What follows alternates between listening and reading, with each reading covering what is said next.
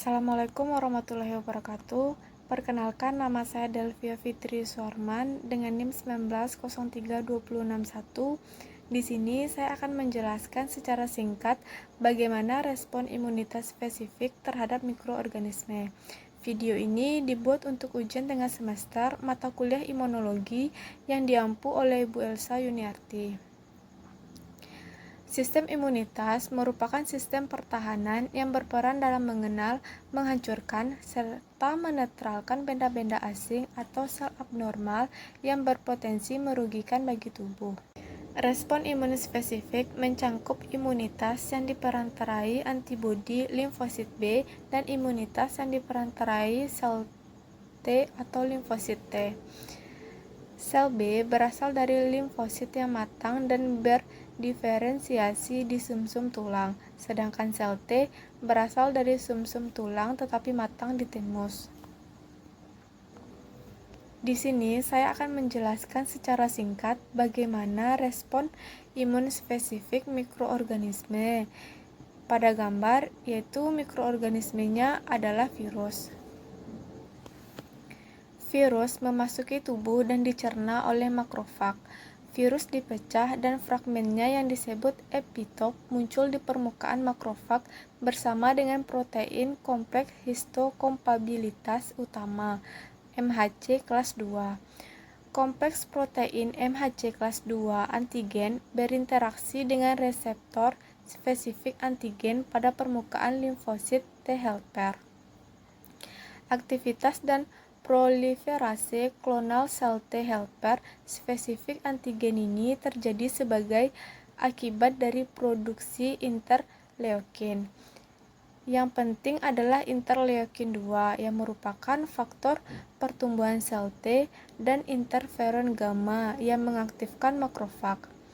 Sel T helper yang teraktivasi ini dibantu oleh makrofag yang teraktivasi memediasi satu komponen penting dari imunitas seluler, yaitu reaksi hipersensitivitas tertunda. Dengan adanya TRC, yang mana itu untuk mengenali antigen sebagai peptida yang terikat pada MHC, dan CD4 yaitu sebagai pemicu sistem daya tahan tubuh. Selanjutnya, limfosit T sitotoksik merupakan efektor spesifik dari respon imun seluler. Epitop muncul di permukaan sel yang terinfeksi bersama protein MHC kelas 1. Sel T sitotoksik mengikat melalui reseptor spesifik antigennya ke kompleks protein MHC kelas 1, antigen virus, dan dirangsang untuk tubuh menjadi klon sel T oleh interleukin 2 yang diproduksi oleh sel T helper. Sel T sitotoksik ini secara khusus membunuh sel yang terinfeksi virus dengan mengenali kompleks protein MHC kelas 1, antigen virus pada permukaan sel, dan melepaskan perforin yang menghancurkan membran sel yang terinfeksi, mengaktifkan CD4 yang membunuh membran sel yang terinfeksi virus. Limfosit B berdiferensiasi menjadi satu populasi sel plasma yang melepaskan antibodi spesifik ke dalam darah. Setiap klon limfosit diprogramkan untuk membentuk satu jenis antibodi spesifik terhadap antigen tertentu. Antibodi ini akan berikatan dengan antigen membentuk kompleks antigen antibodi yang dapat mengaktifkan komplement dan mengakibatkan hancurnya antigen tersebut.